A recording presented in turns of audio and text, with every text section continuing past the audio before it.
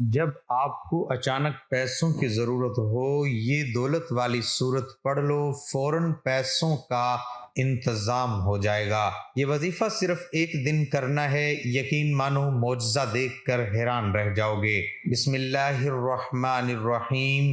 محترم ناظرین اکرام، یہ ہے وہ تسبیح جس کو جتنی بار پڑھو اتنی دولت کروڑوں اربوں فوراً ہاتھ میں آ جاتے ہیں۔ میں اسے پڑھتا ہوں، فوراً دولت ہاتھ میں آ جاتی ہے۔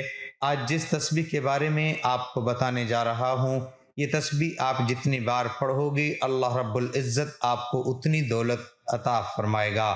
جیسے جیسے آپ تسبیح کے دانوں کو پڑھتے جاؤ گے ویسے ویسے انشاءاللہ آپ کے لیے آسانیاں پیدا ہونی شروع ہو جائیں گی، ساتھ ساتھ آپ کا رزق بڑھنا شروع ہو جائے گا اور اس کے ساتھ آپ کی دولت میں اضافہ ہونا شروع ہو جائے گا، کیونکہ آج کی تسبیح بہت ہی زیادہ خاص ہے، بہت ہی زیادہ مجرب ہے۔ یہ کلمات کون سے ہیں اس تسبیح کے بارے میں اگر آپ کو بتاؤں تو یہ تسبیح سیدھا اولیاء اکرام سے بزرگان دین تک پہنچی اور بزرگان دین نے اسے بہت زیادہ آزمایا۔ جب بھی کوئی پریشان شخص بزرگان دین کے پاس جاتا تو اسے بزرگان دین ہمیشہ یہی تسبیح پڑھنے کا کہتے ہیں۔ اس کی فوراً رزق کی تمام پریشانیاں، مسائل اور ان کی زندگی میں جو بھی مرحومیاں، تنگ دستیاں آتی تھیں وہ اللہ کے فضل و کرم سے اور اس تسبیح کی بدولت حل ہو جاتی۔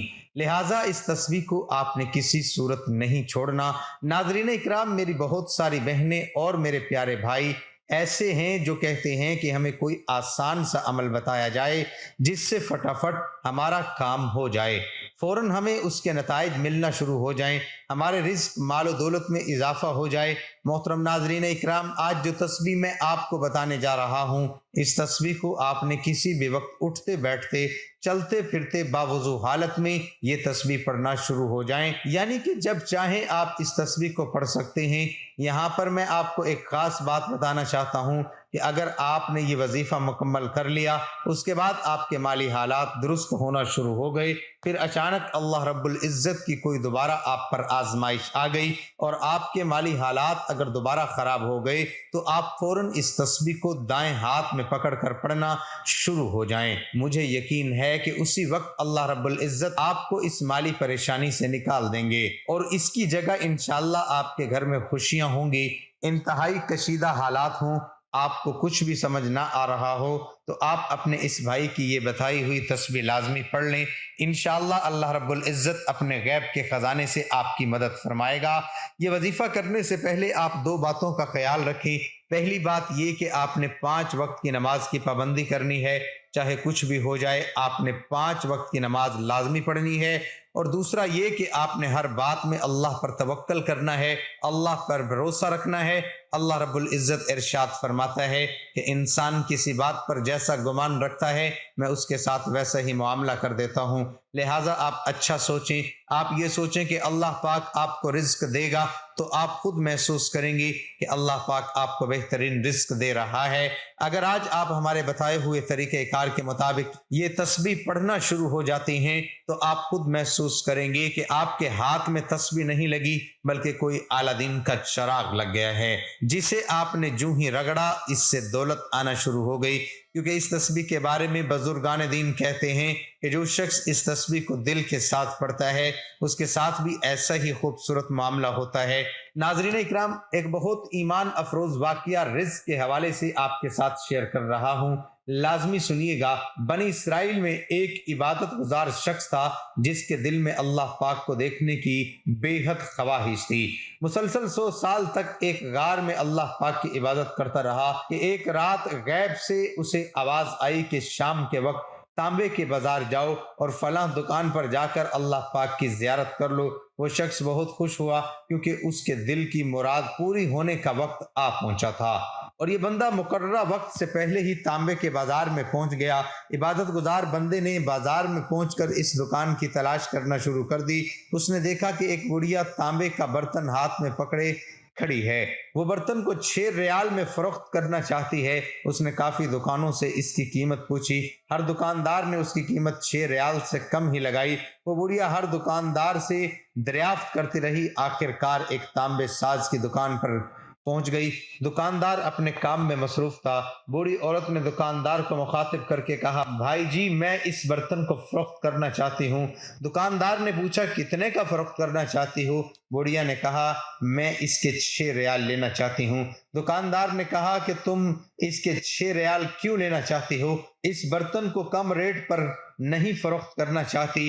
بوڑھی عورت نے دکاندار سے کہا کہ میرا ایک چھوٹا سا بچہ ہے جس کی طبیعت بہت زیادہ خراب ہے، میں نے اس کا علاج کروانا ہے، ڈاکٹروں نے اس کے علاج کے لیے 6 ریال فیس مانگی ہے، اس برتن کو فروخت کر کے اپنے بچے کا علاج کروانا چاہتی ہوں۔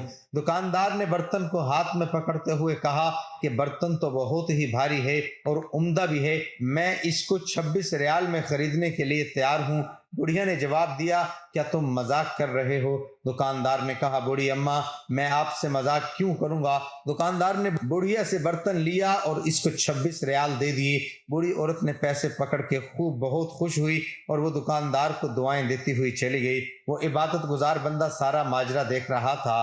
جب وہ بوڑھی عورت دکان سے چلی گئی، اس متقی شخص نے دکاندار سے مخاطب ہو کر کہا، اے تانبا ساز، مجھے ایسے لگتا ہے تجھ کو دکانداری نہیں آتی۔ متقی شخص نے دکاندار کو کہا کہ سب بازار والوں نے اس کی قیمت 3 یا 4 ریال لگائی تھی، آپ نے تو اس کو 26 ریال میں خرید لیا۔ دکاندار کہنے لگا، میں نے اس بوڑھیا کو برتن کی قیمت نہیں دی، میں نے تو بوڑھیا کے بچے کے علاج کے لیے پیسے دیے ہیں تاکہ وہ بچے کا علاج کروا سکے، علاج کروا کے اس کے لیے کھانے پینے کا بہترین انتظام کر سکے۔ متقی شخص یہ معجزہ دیکھ کے بہت حیران ہوا۔ اس کو غیب سے آواز سنائی دی کہ چلہ کشی کر کے خدا کو کوئی حاصل نہیں کر سکتا، میری زیارت کرنے کا بہترین طریقہ یہ ہے کہ تم غریبوں کے کام آیا کرو، بے کسوں کا سہارا بنا کرو، ضرورت مندوں کی ضرورت کو پورا کیا کرو، تو ہم خود تم کو اپنی زیارت کروایا کریں گے۔ چیونٹی دن رات محنت میں لگی رہتی ہے اور اس کو خاک سے ہی رزق ملتا ہے، گدھ پرواز کرتے ہوئے اپنا رزق تلاش کر لیتی ہے، مکڑی جالا بناتی ہے، وہ اجالا اتنا خوبصورت اور دیکھنے کے لائق ہوتا ہے، مگر مکڑی کا مقصد جالا بنانا نہیں ہوتا بلکہ اپنے شکار کو پکڑ کر اپنی خوراک بنانا ہوتا ہے۔ اسی طرح وہ کامیابیاں حاصل کرتی ہے۔ کامیاب انسان کے پیچھے انسان کی اصل خواہش چھپی ہوتی ہے، اس خواہش کا بطور مطالعہ کیا جائے تو کامیابی کا اصل مفہوم سمجھ میں آ سکتا ہے۔ ناظرین اکرام، آج کا عمل بڑا آسان سا ہے۔ ناظرین اکرام، آپ جانتے ہیں کہ درود پاک پڑھ کر کی جانے والی دعا کبھی رد نہیں ہوتی۔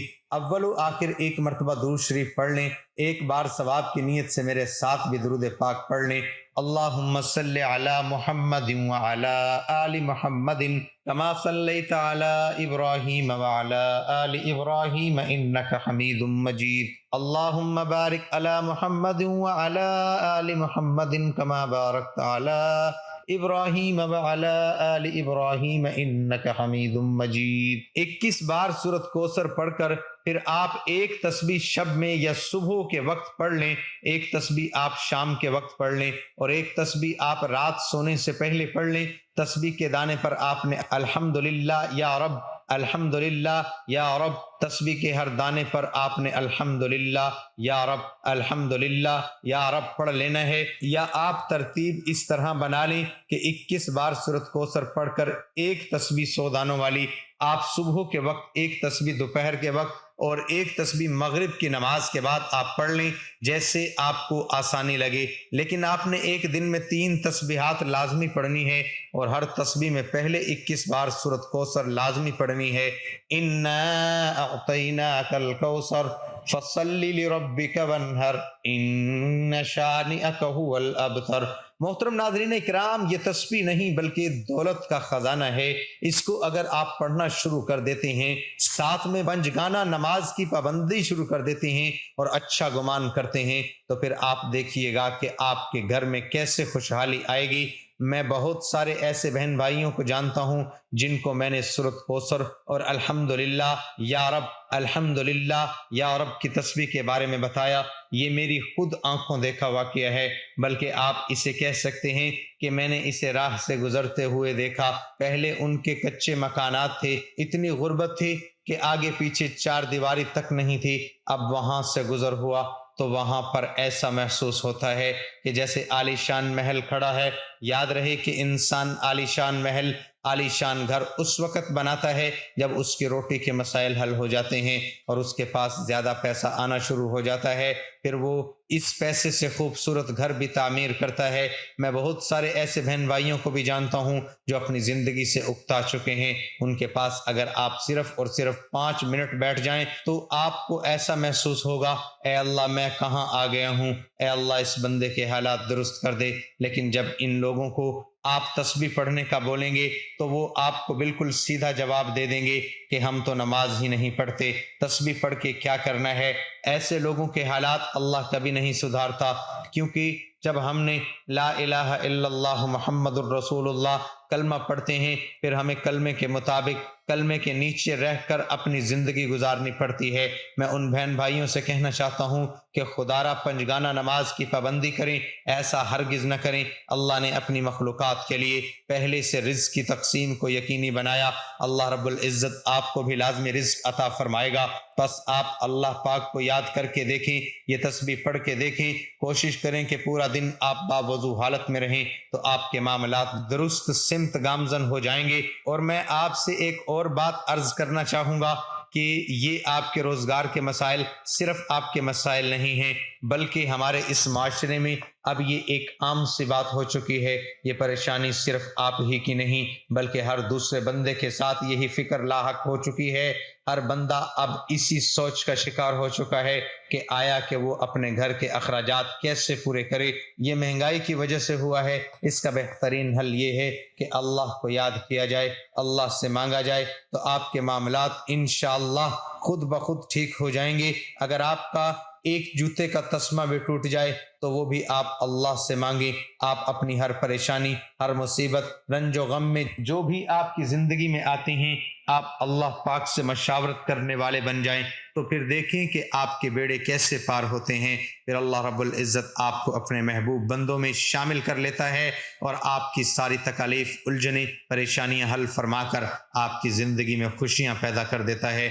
नाज़रीन इकराम, जिस तस्बीह के बारे में मैंने आपको बताया, इस तस्बीह को आप कम से कम 5 दिन लगातार कर लें। यकीन करें 5 दिनों में ही इंशाअल्लाह आपके रोज़गार के तमाम मसाइल हल हो जाएंगे। 5 दिनों में आपने नमाज की भी पाबंदी करनी है, मेरी बहनों ने भी पाबंदी करनी है और मेरे भाइयों ने भी पाबंदी करनी है। इंशाअल्लाह आपके मसाइल ज़रूर हल हो जाएंगे।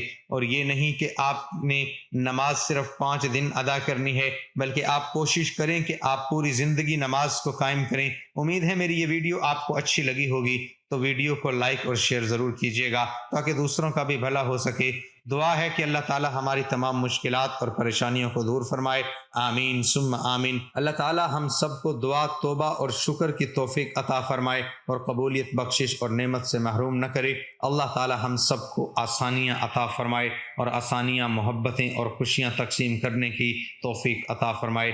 आमीन। ए हमारे रब, ए रब मेहरबान, अपने ख़ज़ाना गैब से ख़ुसूसी इमदाद फरमा। तुझसे इल्तिजा करते हैं कि हम पर रहम फरमा, हमें हर इस काम से बचा जो तुझे नाराज़ करे और हमें हर उस काम की तौफीक दे जिससे तो राज़ी हो। और हम सबको, हमारे अजीज़ रिश्तेदारों और तमाम दुनिया को वबाई मर्ज से महफूज फरमा और अपनी नाराज़गी ज़मीनी आसमानी अजाब से बचा। अल्लाह हमें सेहत दे और इसकी कदर करने की तौफीक अता फरमा।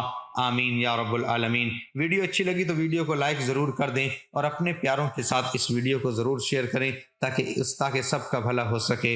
मोहतरम नाज़रीन इकराम, अपने रिज़्क़ में बरकत व वुसअत और कुशादगी के लिए अल्लाह के 99 नामों में से एक नाम ज़रूर टाइप करें।